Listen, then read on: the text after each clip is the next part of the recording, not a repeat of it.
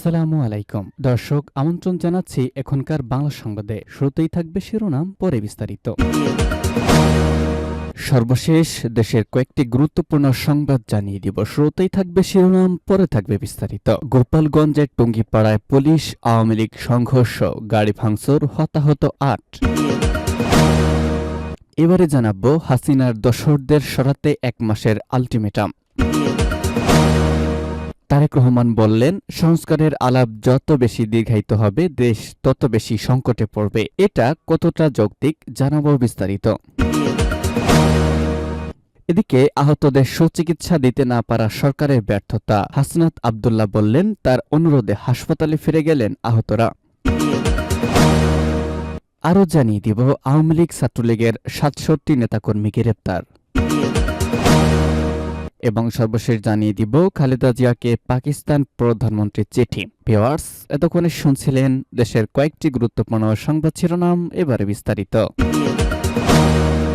গোপালগঞ্জের টুঙ্গিপাড়ায় পুলিশ আওয়ামী লীগ সংঘর্ষ, গাড়ি ভাঙচুর, হতাহত ৮। গোপালগঞ্জের টুঙ্গিপাড়ায় মাসব্যাপী কর্মসূচির অংশ হিসেবে আওয়ামী লীগের লিফলেট বিতরণ করার সময় সাফায়েত নামের এক কর্মীকে গ্রেপ্তার করার পর তাকে ছাড়িয়ে নিতে পুলিশের সঙ্গে আওয়ামী লীগ নেতাকর্মীদের সংঘর্ষের ঘটনা ঘটে। এতে ৫ পুলিশ সদস্য সহ কমপক্ষে ৮ জন আহত হয়েছেন। এই সময় পুলিশের একটি গাড়ি ভাঙচুর করা হয়েছে।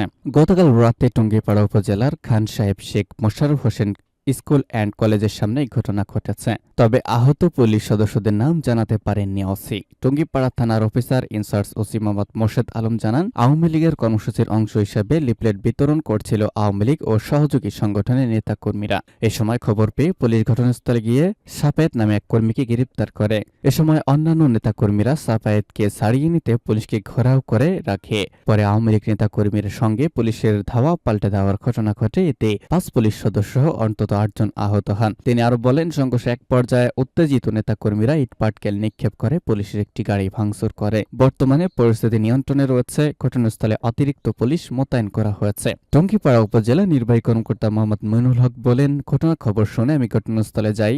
এ সময় এক পুলিশ সদস্যকে স্থানীয়রা ধরে রেখে এরপরে তাদেরকে বুঝিয়ে ওই পুলিশ সদস্যকে ওসির কাছে বুঝিয়ে দিয়ে আসি।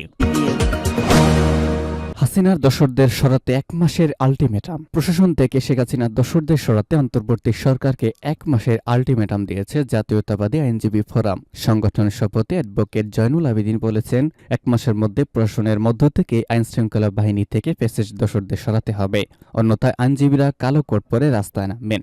গতকাল দুপুরে সুপ্রিম কোর্ট বার ভবনের সামনে বিক্ষোভ সমাবেশে জয়নুল আবেদিন একথা বলেন। এ সময় অবিলম্বে কুমিল্লা আইন শৃঙ্খলা বাহিনীর হেফাজতে যুবদল নেতা মোহাম্মদ তৌহিদুল ইসলামের মৃত্যুর জন্য দায়ীদের আইনের আওতায় আনার দাবি জানান। ফোরামের মহাসচিব ব্যারিস্টার কায়সার কামাল বলেন, তৌহিদুল ইসলামের মৃত্যুর ঘটনায় অবিলম্বে নিরপেক্ষ তদন্তের মাধ্যমে দোষীদের খুঁজে বের করে শাস্তি নিশ্চিত করতে হবে। ফোরামের সাংগঠনিক সম্পাদক অ্যাডভোকেট গাজী কামরুল ইসলাম সজলের সঞ্চালনায় বিক্ষোভ সমাবেশে অ্যাডভোকেট মাহবুবুর রহমান খান, মাকসুদুল্লাহ, মোহাম্মদ মাকসুল ইসলাম মুকুল, আনিসুর রহমান বিশ্বাস রায়হান, আজমল হোসেন খোকন প্রমুখ উপস্থিত ছিলেন। সংস্কারের আলাপ যত বেশি দীর্ঘায়িত হবে তত বেশি সংকটে পড়বে দেশ, বললেন তারেক রহমান। সংস্কার প্রস্তাবের আলাপ আলোচনা যত বেশি দীর্ঘায়িত হবে দেশ তত বেশি সংকটে পড়বে বলে আশঙ্কা প্রকাশ করেছেন বিএনপির ভারপ্রাপ্ত চেয়ারম্যান তারেক রহমান। গতকাল বিকালে ঢাকা মহানগর দক্ষিণে আয়োজিত এক কর্মশালায় তিনি একথা বলেন বা এই মন্তব্য করেছেন। তিনি বলেন, যদি নির্বাচন প্রক্রিয়া দেরি হয়, সংস্কারের আলোচনা দীর্ঘ থেকে দীর্ঘতর করতে থাকি, তাহলে যেই স্বৈরাচারকে বাংলাদেশের সব মানুষ দলমত নির্বিশেষে শ্রেণী পেশার মানুষ একত্রিত হয়ে দেশ থেকে বিতাড়িত করে দিয়েছে, সেই স্বৈরাচার সুযোগ পাবে দেশের মানুষের কাঁধে চাপে বস। তারেক রহমান বলেন, কাজে যেসব বিজ্ঞ সমন্বয়ক ব্যক্তি যারা সংস্কারের কথা বলছেন, আপনার সবার কাছে রাজনৈতিক দলের অবস্থান থেকে আহ্বান জানিয়ে বলতে চাই, সংস্কার বক্তব্যকে আলাপ দয়া করে দীর্ঘায়িত করবেন না। কারণ আপনারা সংস্কারের আলাপ যত বেশি দীর্ঘায়িত করবেন তত বেশি দেশ সংকটের মুখে পড়বে। ষড়যন্ত্রকারীরা ষড়যন্ত্র করার সুযোগ পাবে। নির্বাচন ছাড়া কোনো ভিন্ন পথ নেই। তারেক রহমান বলেন, সংস্কারের প্রস্তাবগুলো যদি বাস্তবায়ন করতে হয় তাহলে সবার আগে নির্বাচনী প্রয়োজন। নির্বাচনের মাধ্যমে জনগণ দায়িত্ব দেবে সংস্কারের কাজের। সংস্কার যত দ্রুত বাস্তবায়ন করা যাবে দেশের মানুষ তত দ্রুত রক্ষা পাবে। এই সংস্কার বাস্তবায়ন করতে হলে উপায় একটাই, যে সংস্কার প্রস্তাব বিএনপি দিয়েছে, যে সংস্কার প্রস্তাব অন্তর্বর্তীকালীন সরকারের কমিশনগুলো তৈরি করে দিয়েছে, যেটাই হোক না কেন এই সংস্কার প্রস্তাব বাস্তবায়ন করতে হবে। নির্বাচন ছাড়া আর কোনো রাস্তা নেই। একটি পথ, জনগণের নির্বাচন। আহতদের সুচিকিৎসা দিতে না পারা সরকারের ব্যর্থতা। হাসনাত আব্দুল্লাহ বললেন, তার অনুরোধে হাসপাতালে ফিরে গেলেন আহতরা। বৈষম্যবিরোধী ছাত্র আন্দোলনের আহ্বায়ক হাসনাত আব্দুল্লাহ বলেছেন, বৈষম্যবিরোধী ছাত্র আন্দোলনে আহতদের সুচিকিৎসা দিতে পারে নাই, এটা সরকারের ব্যর্থতা। এর জন্য সরকারের আমলাতান্ত্রিক পদ্ধতি দায়ী, সচিবরা দায়ী, আমলারা দায়ী। যারা আহত হয়েছেন তাদের আমরা সুচিকিৎসা দিতে পারি নাই, এর জন্য আমি নিজেই ব্যথিত।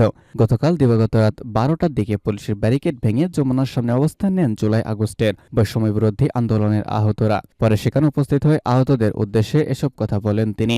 হাসনাত আব্দুল্লাহ বলেন, আহতদের পুনর্বাসন করার বিষয়টি একটি লম্বা প্রক্রিয়া। নানা জায়গায় তাদের কাগজ চেক করতে একটি জটিলতা তৈরি হয়েছে। এখানে গ্রুপ উপগ্রুপ তৈরি হয়েছে, এখানে দালাল সিরিজনি তৈরি হয়েছে। কমপক্ষে এক পক্ষ আরেক পক্ষকে দোষারোপ করছে। কেউ বলছে আমরা অরিজিনাল, আবার কেউ বলছে ওরা ভুয়া। এ ধরনের ঘটনার কারণে সরকার বিব্রত। অবিলম্বে যারা আহত তাদের সুচিকিৎসার জন্য যা যা করা দরকার সরকার দ্রুত সময়ের মধ্যে করবে। আপনার দাবি আমি সরকারের কাছে জানাচ্ছি। তিনি আরো বলেন, আমাদের হাতে কিছু নেই, আমরা কিছু করতে পারি না। আপনারা যে চিকিৎসা পান না এটাই সত্য। এর জন্য দায়ী সরকারের লোকজন। সরকার ভালোমতো তদারকি করতে পারে নাই। জুলাই আগস্টের বৈষম্যবিরোধী আন্দোলনে আহতরা প্রধান উপদেষ্টার বাসভবন যমুনার সামনে থেকে হাসপাতালে ফিরে গেছেন হাসনাত আব্দুল্লাহর কথা মতো।